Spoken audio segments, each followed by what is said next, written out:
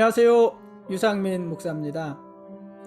어제 한국 축구의 레전드 한 분이 죽었습니다. 제가 개인적으로도 아주 좋아하던 선수였습니다. 2002년 월드컵의 주역이었고 폴란드와의 경기에서는 아주 시원한 중거리 슛을 성공시키기도 했던 그런 선수였습니다. 당시로서는 드문 멀티플레이어였습니다. 최종 수비수부터 미드필더 그리고 최전방 공격수까지 모든 포지션을 소화할 수 있는 몇 안 되는 선수 중 한 분이었습니다. 2002년 월드컵 기간에도 공격과 수비수를 오가면서 맹활약하던 모습이 지금도 기억이 납니다. 은퇴 후에는 가끔 예능 프로에도 나와서 더욱 친근해졌고 아주 사람 좋은 웃음이 무척 인상적이었던 그런 선수였습니다. 한 시민구단의 감독으로 있던 중에 췌장암 진단을 받았고 이후 병세가 호전되어서 많은 사람들이 좋아했지만은 암 발병 후 18개월 만에 결국 죽고 말았습니다. 한번 죽는 것은 모든 사람에게 정해진 것이니 그분의 죽음이라고 해서 특별할 것은 없습니다.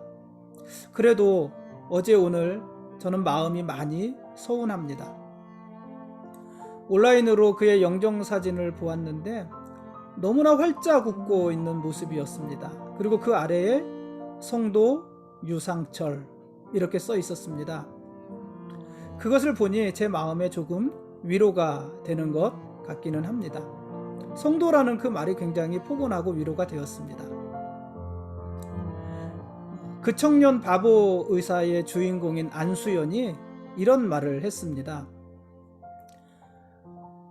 우리 각자에게는 하나님께서 정해주신 자기만의 지정곡이 있다. 일평생을 통해 우리 각자의 곡을 연주해 나갈 것이다. 하늘의 천군 천사와 구름 같은 허다한 증인들이 그 연주회의 청중이 되어줄 것이다. 주님께서 정하신 생의 마지막 날, 최선을 다한 나의 연주가 비로소 마침표를 찍을 때 갈채를 받기에 부끄러움이 없을 최선을 다한 연주를 마치고 무대에서 내려오고 싶다. 안수연은요, 삶을 연주라고 했습니다. 하늘의 천군 천사와 구름 같은 허다한 증인들이 우리 삶의 연주를 보아주는 청중이라고도 했습니다. 그러므로 최선을 다해서 삶을 연주하고 부끄럼 없이 삶의 무대에서 내려오고 싶다 이렇게 말을 했습니다. 그리고 꼭 그렇게 살다가 죽었습니다. 청년의사 안수연은 36이라는 아주 젊은 나이에 죽었지만 그러나 최선을 다한 그의 짧은 연주에 많은 사람들이 갈채를 보냈고 감동을 했습니다. 유상철 선수, 유상철 감독, 저는 그의 죽음 앞에서 이 청년 안수연, 청년의사 안수연이 생각이 났습니다. 유상철 선수 올해 나이가 49세라고 합니다. 참 아쉽고 안타까운 나이이지만 그러나 그의 연주는 훌륭했었다 이런 생각이 듭니다. 또 성도였잖아요. 성도의 죽음은요 슬프지는 않습니다. 물론 죽음이기 때문에 아쉽고 서운하고 섭섭한 생각은 들지만 그래도 슬프지는 않습니다. 왜냐하면 성도의 죽음은 곧 영생의 시작이라는 것을 우리가 잘 알고 있기 때문에 그렇습니다. 그래서 성도의 죽음은요, 다른 한편으로는 위로가 되기도 하고 또 삶의 도전이 되기도 합니다. 고 유상철 선수의 죽음을 애도합니다. 오늘 말씀 보시겠습니다.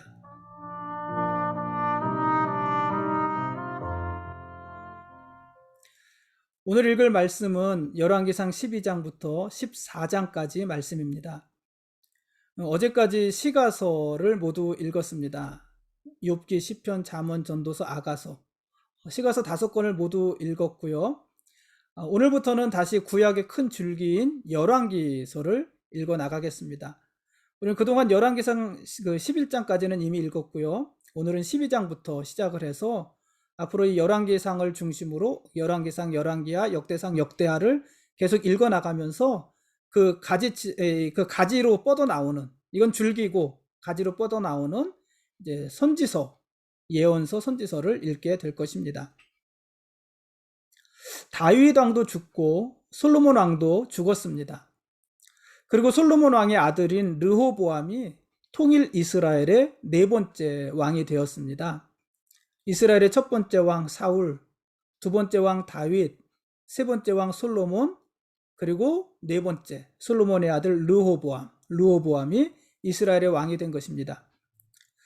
그러나 르호보암은요, 왕권이 안정적이지 못했습니다. 에브라임 지파를 중심으로 북쪽 지파들이 유다 지파의 독주를 견제했기 때문에 그렇습니다. 여러분 혹시 이스라엘 그 12지파의 분포를 이렇게 지도해서 보여줬던 그 지도 기억이 나십니까? 남쪽에는, 이스라엘의 남쪽에는 유다 지파라는 큰 지파가 있었고, 그 유다 지파 바로 위에 에브라임 지파라는 또 큰 지파가 있었잖아요. 그래서 사실 이 유다 지파와 에브라임 지파는 경쟁적인 관계예요. 경쟁적인 관계였는데, 그런데 유다 지파에서 왕이 나왔잖아요. 처음에는 그 유다 지파와 에브라임 지파를 견제할 수 있는 그 사이에 낀 지파가 어디였어요? 베냐민 지파였거든요. 그래서 에브라임에게도 속하지 않고 유다에게도 속하지 않은 베냐민 지파에서 왕이 나왔었단 말이에요. 그게 사울 왕이란 말이에요. 그래서 사울 왕이 나왔기 때문에, 사울이 초대 왕이 됐기 때문에 에브라임도 아쉽지만 뭐 유다 지파가 아니니까, 또 유다 지파도 아쉽지만 에브라임 지파가 아니니까 이렇게 넘어갈 수 있었는데, 사울 왕이 죽고 다윗이 왕이 됐잖아요. 유다 지파에서 왕이 나온 것입니다. 그래 유다 지파는 주도권을 잡았지만 에브라임 지파 입장에서는 아쉬운 일이에요. 하필 유다 지파에서 왕이 나왔으니까. 그래서 이 에브라임 지파는 항상 유다 지파의 견제 세력이었던 것입니다. 근데 그동안은 다윗의 왕권이 워낙 강력했고, 또 솔로몬에게도 아주 강한 군대가 있었잖아요. 그래서 뭐 어떻게 할 수가 없었는데, 솔로몬 왕이 죽고 그 아들 르호보암이 왕이 되자 이제는 노골적으로 르호보암의 왕권에 도전하기 시작한 것입니다. 왜냐하면 르호보암은 다윗처럼 강력한 왕권도 없었고, 또 솔로몬의 전성기 때에 그런 강한 군대도 없었기 때문이에요. 왜냐하면 솔로몬 왕의 후반부에는 많은 실정이 있잖아요. 그것을 이어받았기 때문에 솔로몬 왕 시대에 그런 강한 군사력도 없었고, 또 솔로몬 왕만큼 지혜롭지도 못했고, 그러니 르호보암이 왕이 되자마자 에브라임 지파를 중심으로 그 북쪽에 있는 10개의 지파들이 유다 지파를 견제하고 또 그에게 도전하기 시작을 한 것입니다. 그리고 결국은 이스라엘이 남과 북으로 나누어지게 됩니다. 그러니까 남쪽의 유다 지파를 중심으로 유다와 베냐민 지파가 한 나라를 이루게 되고, 북쪽의 에브라임 지파를 중심으로 나머지 10개의 지파가 모여서 한 나라를 이루게 됩니다. 남쪽을 남유다, 북쪽을 북이스라엘, 그렇게 두 개의 나라가 되는 것입니다. 이스라엘이 쪼개진 것이죠. 근데 이런 이스라엘의 분열은요, 물론 이제 르호보암 시대에 이스라엘이 쪼개졌으니까, 분열됐으니까는 그 책임이 르호보암에게 있다 이렇게 말을 할 수도 있겠지만은, 사실 이 이스라엘이 분열된 그 근원적인 책임은 솔로몬에게 있다 이렇게 말을 할 수가 있습니다. 왜냐하면 하나님이 이미 솔로몬 시대에 그 나라가 나누일 것을, 쪼개질 것을 말씀하셨기 때문에 그렇습니다. 솔로몬은요, 지혜로운 왕이었지만은 그의 집권 후기에는 많은 실정이 있지 않았습니까? 특별히 솔로몬은 많은 이방 여자들과 결혼했고, 이방 여자들을 아내로 맞이할 때마다 그들이 섬기는 그들의 신들, 우상들을 같이 맞이했어요. 같이 받아들였어요. 그래서 솔로몬은 자기 부인들이 섬기는 우상들을 같이 섬기며 그 제단에서 제사를 드리고는 하지 않았습니까? 이런 것이 하나님 앞에 큰 문제였고, 또 그 외에도 솔로몬은요, 솔로몬 하면 생각나는 것이 뭐예요? 성전 건축과 왕궁 건축이거든요. 그러니까 아주 오랜 동안 성전을 짓고 왕궁을 지었는데, 그러느라고 이스라엘 백성들을 과도한 노역에 불러들였고, 또 성전을 건축하고 왕궁을 짓기 위한 과도한 세금을 이스라엘 백성들로부터 거두어 드렸습니다. 솔로몬 시대가 아무리 풍요로운 시대였다 하더라도 그런 과도한 세금과 노역은 이스라엘 백성들에게 큰 부담이었고, 그 민심이 솔로몬에게서부터 다윗 왕조로부터 떠나가는 그런 계기가 이미 되었던 것입니다. 특별히 솔로몬 왕의 우상 숭배는 하나님께서 큰 죄로 여기셨고, 그래서 하나님께서는 선지자 아히야를 솔로몬의 신하였던 여로보암에게 보내십니다. 그리고 그 여로보암이 북이스라엘의 10개의 지파들을 통합해서 왕이 될 것이다, 이런 예언의 말씀을 하시게 됩니다. 그러니까 여로보암을 왕으로 세우시는 것은 어떤 것이었어요? 솔로몬의 죄에 대한 하나님의 책망이었던 것입니다. 선지자를 여로보암에게 보내셔서 이러이러하게 말씀하셨다 하는 것을 솔로몬이 모를 수가 없겠죠. 솔로몬이 그 사실을 알게 됩니다. 자, 그럼 이 사실을 알게 된 솔로몬이 취할 수 있는 행동은 뭐였을까요? 하나님께서 여로보암에게 선지자를 보내셔서 네가 북이스라엘의 왕이 될 거야, 이스라엘 12지파 중에서 10개 지파의 왕이 될 거야, 이것을 말씀하셨어요. 왜냐하면 솔로몬이 죄를 지었기 때문이야.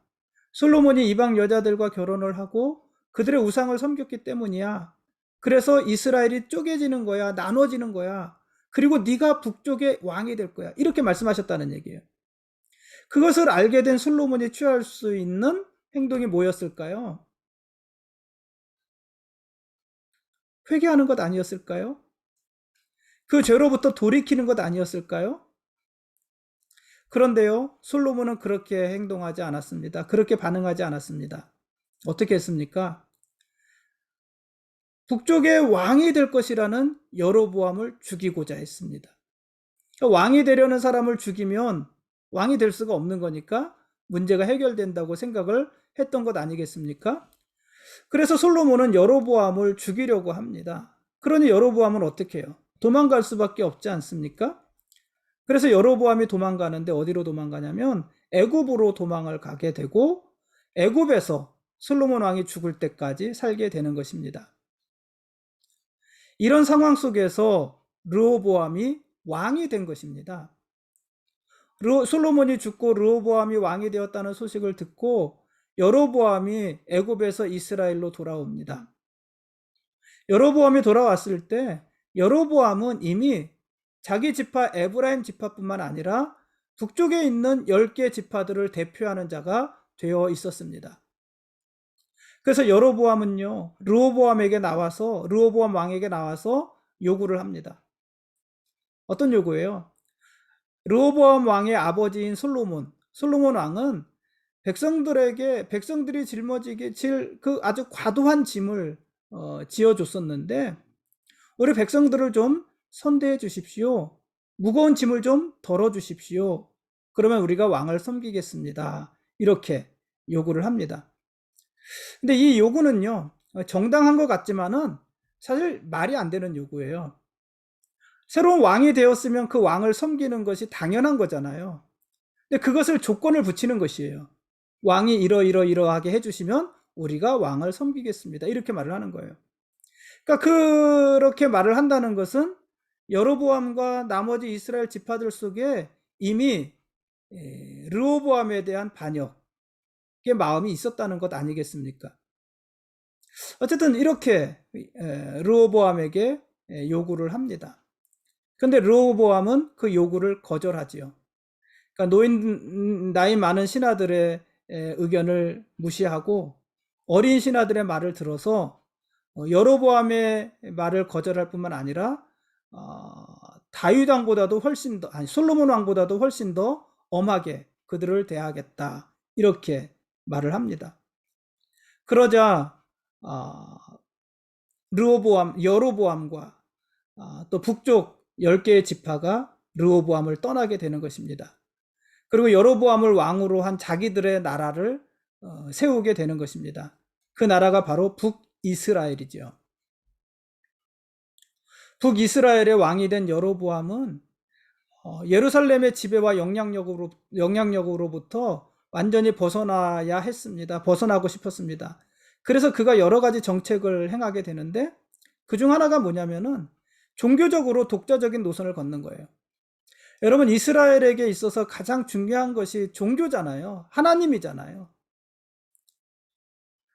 그런데 그 하나님을 섬기는 성전이 예루살렘에 있단 말이죠.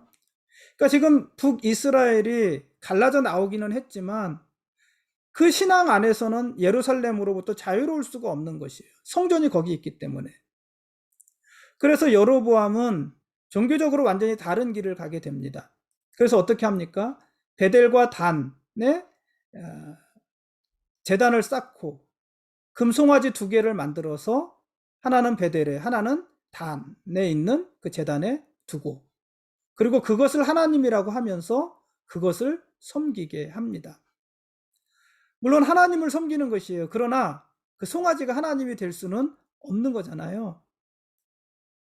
그래서 종교적으로 완전히 다른 길을 가게 되는 것입니다. 그러면서 이제는 베델과 단에 제단이 있으니까 북이스라엘 사람들, 백성들이 예루살렘으로 가는 것을 막습니다. 그것만이 다가 아닙니다. 이 여로보암은요, 레위인이 아닌 일반 백성들을 제사장으로 임명합니다. 원래 제사장은 레위 지파에서만 나올 수 있는 거잖아요. 레위인이 아닌 일반 백성들 중에서 제사장을 임명을 하게 되고, 또 매년 8번째 날 15번째 일, 그러니까 8월 15일을 여호와의 절기로 정하고 그 날을 절기로 지키게 됩니다.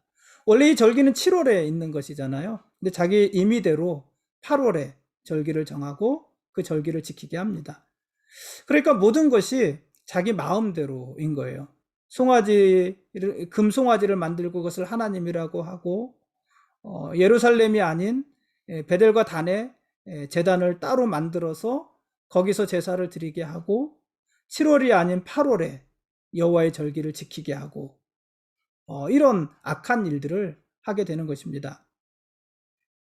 여로보암은 이스라엘 10개 지파의 왕이 되었지만 그는 하나님 앞에 겸손하지 않았고 스스로 교만해서 이스라엘이 심각한 죄를 짓게 했습니다.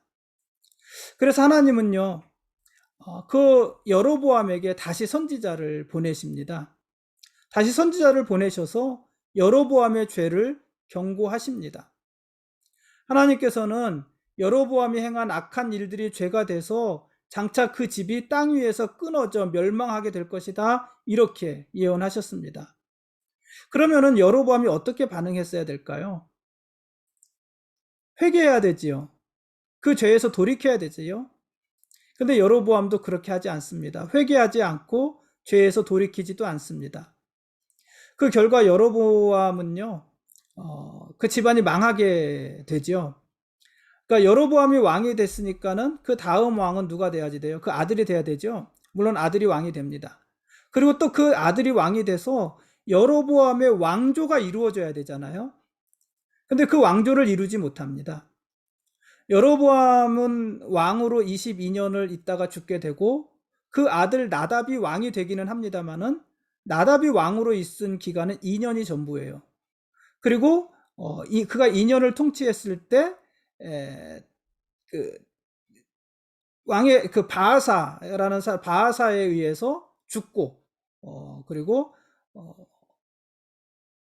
이 나답이 죽었을 뿐만 아니라 여로보암의 모든 집안이 그때 완전히 진멸을 당하게 됩니다. 그러니 여로보암이 22년, 나답이 2년, 그래서 그의 집안이 이스라엘을 통치한 기간은 24년에 지나지 않고, 그리고 그 후에 그 집안의 모든 사람들이 다 죽어서 멸망하는 가문이 되게 되는 것입니다. 그리고 여로보암에게 또 하나 있었던 아들 아비야는 병들어서 또 죽게 되죠. 그 이야기도 성경에 기록이 되어져 있죠. 그러니 여로보암은 북이스라엘의 왕이 되는 기회를 얻었지만 그러나 멸망하는 것으로 그의 삶을 마치고 그 집안을 무너뜨린 그런 불행한 자가 되었다 하는 것입니다.